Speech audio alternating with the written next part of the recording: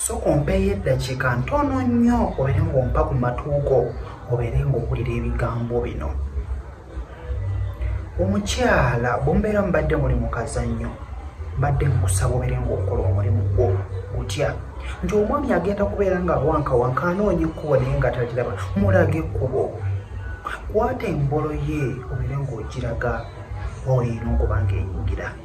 Naye omusajja n'awankawanka nadda wano nadda wali naye nga gw'otudde oli awo y'onookuma okubeera nga tomuyambyeko ajja kubanga gwamu amaanyi kubanga gwe mulimu gw'okubeera nga omulaga ekkubo amanye nti weewano ewali ekituli. Sigamba nti tamanyi naye mulimu gwo ng'omukyala okubeera nga omulaga ekkubo. Bw'omulaga ekkubo kijja kubeera nga kimuyamba okubeera nga anyumirwa bulungi akazannyo. Kwata bulungi nnyo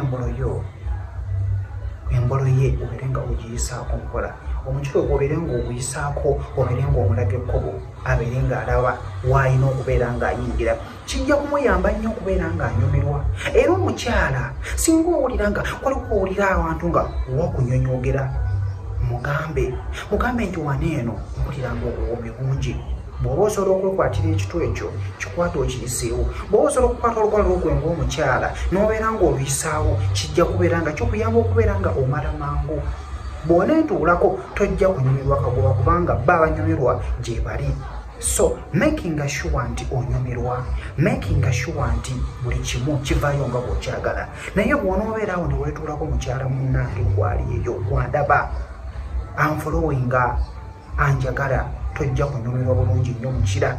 Omukira gunyuma ng'ofaayo, gunyuma ng'olina obumudi, gunyuma nga kwegamba ekintu okisoosowaza. Bw'osikina bw'omugamba awo mpulira bulungi, awo nkutte mpulira bulungi, awo nkutte kiri bwekiti kijja kuyambako okubeera nga onyumirwa omukira, kijja kuyamba okubeera nga onyumirwa akazannyo kibeere nga kivaayo nga bw'okyagala. Ojjantambye si muto oba ofunyemu ekyobuyiga bambi kiralingako omuntu omulala. Gezaako okubeera ng'olakinga vidiyo wendi okubeera nga nkusomesa wonna wendi siina buzibu so ngazi ndi loud and clear. Mbere bulungi mbaagala nnyo.